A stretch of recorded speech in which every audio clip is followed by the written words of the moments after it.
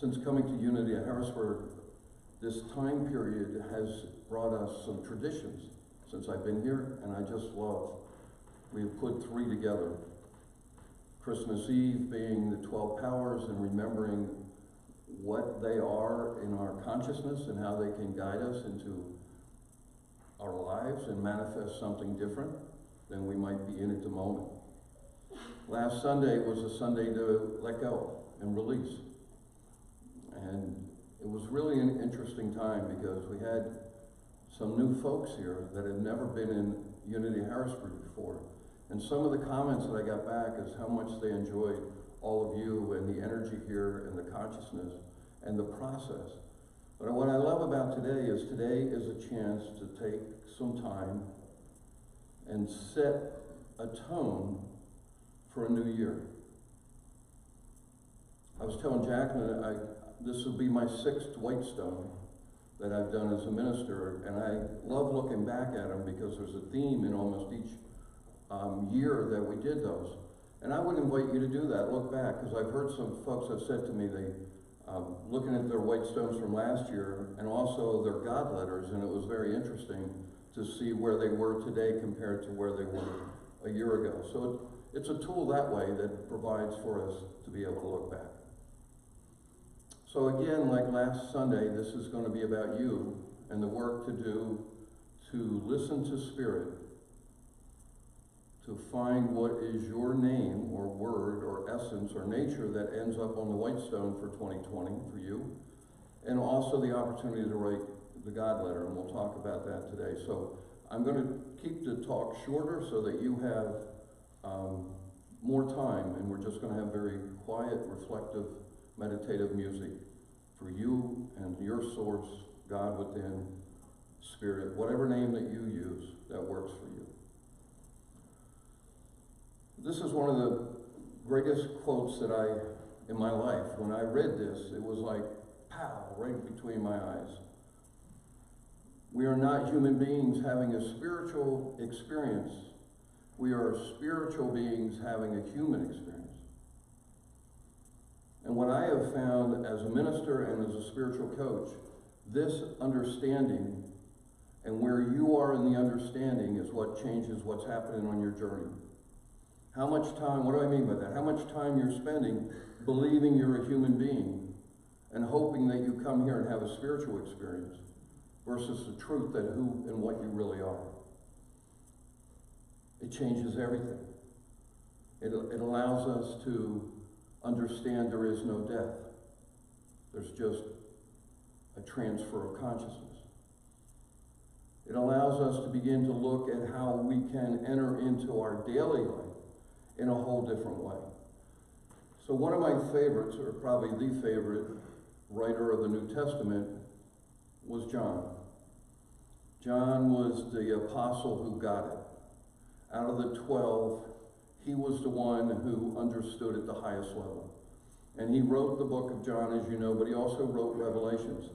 And sometime this year, we're going to do a study on Revelations, because Revelations is at the very end of the Bible, which also relates to what it looks like in highest consciousness. And what he said in Revelations is this: each of us who overcome will get hidden manna. And what did he mean by overcome? Well, the way I take this to mean the quote that we just had right before. Those of us who overcome that we are human beings having a spiritual experience. When we begin to overcome that belief in duality, that belief in separation from the divine, and begin to understand truly who we are as spiritual beings here on this earth for a short period of time, and I call this the planet of lessons. I don't know about you, but I've had a few. How about you? Yeah, that's why we're here, right? And when we don't have any lessons anymore, we won't be here. We'll be on to the next, whatever that level might be. That's my belief. So I know you have work to do, and I know I have, because here I am, right? But when we begin to overcome that belief in duality, or that belief in spiritual human, we begin to get manna, secret spirit, secret energy, secret consciousness that flows through us to the proportion that we overcome. To me, it's one of the greatest teachings. And understanding what manna means, manna for you is going to be different than manna for me. Right? We know Source knows before we ask. Well, Source is going to send manna to you that looks different than it does to me because of what I need and what you need. But always knows and always comes on time. Maybe not your time, not my time, but on time. So in this understanding, as we make the transition from human to spiritual being, what happens? The follow-on to the secret manna comes is I will give you a white stone, and on that white stone will be a new name, a spiritual name.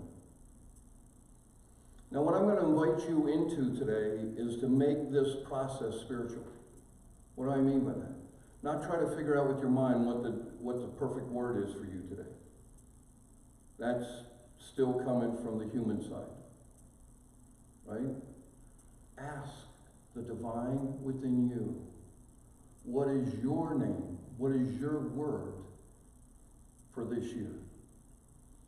And in the time frame we have here today, if you don't hear it, don't write it. Take the stone with you.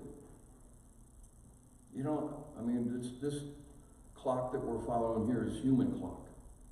The divine comes on its own time. So if you find that you're not finished with the God letter today, or you don't have your word, don't write a word just to have one. Sit with it. It may take a couple days, but it will be well worth. Because there's a difference between words and the word. The word is what becomes flesh in your life. It becomes part of your life. So don't settle for a word. Today, demand the word. Because it'll make the biggest difference for you in 2020. And when you start to see it, it will take on a meaning differently than just a word. So Charles Fillmore, our co-founder, said this about it. A name in Hebrew, in the Hebrew language, in the Hebrew religion, the name of every person and thing represents their character. Here in the West, a name is a name kind of thing. But in that whole culture, the name is really important. And it designates the culture of it. Every name in Scripture has an inner meaning. Anyone who's looked through Charles's Metaphysical Bible Dictionary, which is this thick, knows that he believed this and took it literally. And he'd say every night he would go to headquarters while everybody else slept. And he would ask every name in the Bible. I mean, that's an incredible commitment and discipline. That's why I got that thick. Thankfully now it's on electronics, and you just punch into there it comes up. But you can imagine sitting by the fire in his rocker, going to headquarters, taking every name, looking for the inner meaning of the word. These stones that we see in front of us today are white stones that come from Hebron in Israel. Why I like to use those, a couple reasons. Number one, metaphysically, the word Hebron, means concentration, focus, mindfulness. And what's really interesting about the town and city of Hebron is Abraham, Isaac, Jacob, Sarah, and Rebekah are buried there. Pretty important players in the whole consciousness evolution for mankind through the Old Testament. They're all, for whatever reason, were brought there to be buried. And also, King David was anointed king of Israel here in Hebron. So this town has incredible meaning to the whole process of the Jewish faith and into the Christian faith. As we know, Abraham is the father of the major three religions: Judaism, Christianity, and Islam. So when you look at the whole history of the consciousness of what's going on, this town has amazing meaning. And these stones that we have here today come from one of the oldest quarries that are in Hebron. And they're shipped to a gentleman out in Kansas City who got connected with Unia, and that's how we have the process to be able. I think they have an incredible meeting, and that, to me, they're very sacred in the process. That's why we keep them year to year. As I said earlier, let this be spiritual. Listen for your new name for 2020, your new nature, your new essence. It could be a phrase. But what's important for you on your spiritual journey? And hear that from the divine within you. And yes, everyone in here can hear it. We just have to be still. And again, if you don't hear it today in this time period, take it with you and take it home till you do. And then we mark it here with permanent markers so that it doesn't smudge and you have it for the year.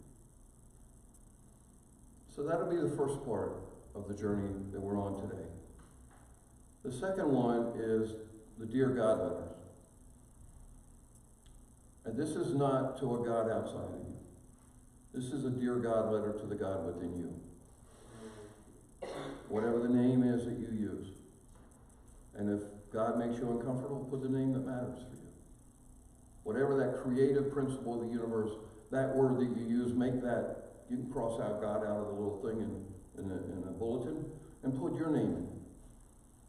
But what is this about? What is this letter for? And why do we do this the first day of the year?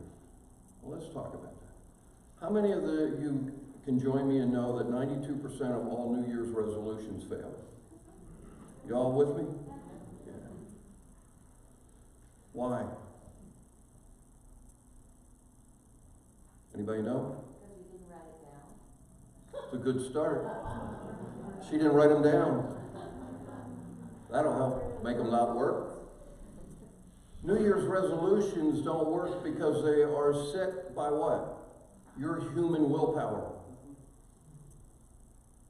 It's why all the most gym contracts are signed the first week of the year. Come on in for 12 months and we'll give you 25% off. Why? Because they know after 3 weeks you ain't going to show anything. Right? The whole industry is built on this. Willpower does not overcome beliefs in subconscious, ever. You can do it for a little bit, but if you don't change your belief, if you don't change your consciousness, your resolution is going right out the window. Even if you write it down. If you don't write it down, it'll be gone in a week. So we're going to look at something different instead of New Year's resolutions. Cross those out and put intentions. What is your intention for this year? Have you thought about it? This is your time to think about it. This is your time to ask the divine. I'm a firm believer that every one of us has a divine plan. We come in with one, I believe. We just don't ask. We're like, oh, well, I got this. I can handle this. And off we go and live a life. And all of a sudden it's 85, 90 years old, and we go, what happened to my life? We, each and every one of us, come with a divine plan, and one of the ways that we bring it forth and manifest it is by the intentions in which we set for ourselves, in our consciousness, and for our lives. And that's what I want you to take a moment today to think about. What do I intend for myself for 2020? And it can be any area of your life. It can be all the areas if you want. But one of the things that I've seen, most people don't take the time to set down an intention for their spiritual journey. Where do you want to be a year from now? Set that intention. Write it down. So we're going to put both of those together today so that you'll be able to do that. An intention is an aim, a purpose, the thing that you plan to do and achieve. But here's the key. You got to put feeling to it. You got to put emotion to it. You got to know that you can do it. It's the knowingness that I got this, I can do that, that changes intentions and gives it power outside of a resolution, which is simply up here in thought. So power of your intention is when you can feel and know that you are going to make it happen. You all know what that means, right? You know what it feels like to know that you're going to make it happen, right? Everybody in here has experienced that. And that's what we're talking about, is bring that knowing, bring that emotion of, yes, I'm going to make this happen no matter what. Your intentions come alive with a power and an energy. Because as you get centered inside and you start dealing from the spirit within you, from the divine within you, gives you the power to take forward and bring the attention and manifest it. Deepak Chopra said everything in the universe started from an intention. Wayne Dyer says our intentions create our reality. These are some pretty good teachers who said that it's important to know what your intentions are. What are your intentions and how will they guide you going into this next year? Some of you want to write this God letter to the God within. May want to take it home and make copies, and you can bring it back next week so you have it. Or drop it to the office, or however, because what we do is we store them until the end of June, which will be 6 months into the year, and in the first week of July we'll mail them back to you. Energy flows where intention goes. Have you experienced that? You understand what that's saying to you? Where you set your intention, your energy flows from you. What happens when you don't set an intention? Where does your energy take you? Rabbit trails. And at the end of December 2020, you're going to look in the mirror and say, oh my God, another year went by. If we don't set intentions with feelings and intend to make them happen. Well, there's two things we've been studying that makes a difference. Focus and consistent action. And if you don't have intentions to focus on and intentions to provide consistent actions, you're going to end up wherever you are today, you will be a year from now. I can guarantee you. Because we become in a year from now what our consciousness is. And we don't change the consciousness within ourselves. What we manifest into our lives will be exactly the same. 5,000 years ago, God said, I have plans for you. To prosper you. To be healthy. To be wealthy. To be wise. To be abundant. To be happy and joyful. Give you hope for a wonderful future. When you look around society today, when you look around your friends, do you see them believe in this and live in it? No, I see despair in a lot of people. Somehow they've let go of the truth that within them flows the ability to have all this good for them. But you and I have to set the intention that we want to make this true for us. To bring it through us in 2020. Later on in the New Testament, the master teacher said this, I, the I, who's the I, where's the I? The I am is where? Have come so that you can have life and can have it more abundantly. There is no qualifiers here. There's no limit or lack. The only thing limit and lack is that we believe that we are not worthy of it, that we are worthy of limit or lack. But it's not what the teaching is of the master teacher. You and I can have it all, he says. It is my greatest pleasure to give you it all. So use your God letter today to write your intentions for 2020. You're writing to the God within you. Intentions, I believe, should start with either I am or I have.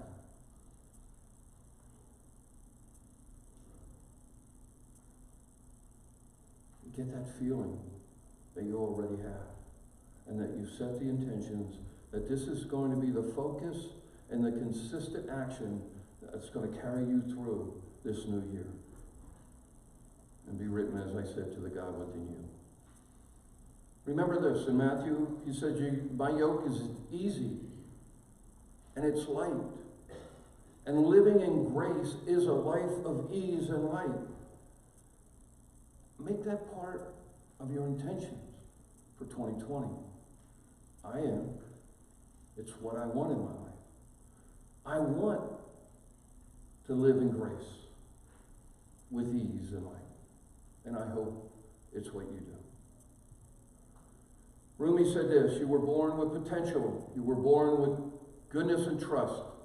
You were born with ideals and dreams. You were born with greatness. You were born with wings. You are not meant for crawling, so don't. You have wings. Learn to use that and fly. Let's fly in 2020 at a level that we may not even dream possible. But by setting intentions with the power and the emotion behind them, we can. One of the great New Thought teachers that I love is Florence Scovel Shinn. And she said, this was a prayer or an affirmation she put together, Infinite Spirit, open the way for the divine design of my life to manifest itself. Now let me see clearly the perfect plan. Release the genius in me now. We all have the genius within. I don't know a better time than 2020 to make this our affirmation or prayer and ask the divine to help set the intention that this year I'm going to release the genius from within me. I have a vision for 2020. It's a perfect vision. What's your vision for you? Set the intention and begin to let it manifest from within you. Let's go to silence.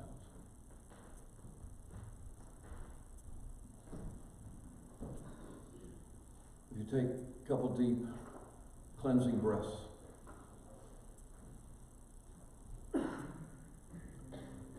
you all know how to connect with the divine within. Let that be the exercise today. Connection with the divine, God, Source, Spirit, the Tao. Go there for these answers. Go there for this guidance. What is my new name for 2020? What is my new essence, my new sense of where I am and who I want to be this year? There's a perfect divine plan. Wait to hear. And then as you do the God letter, state your intentions for this year. And I'm going to invite you to play big. Play bigger than you've ever played in your life. To go for it. To truly, just in this moment, believe there's absolutely no lack, no limitation to you. Because you're the divine within. And in that place, there's only one power. And it's good. And it's the power in the universe. And in the stillness, let's prepare for this.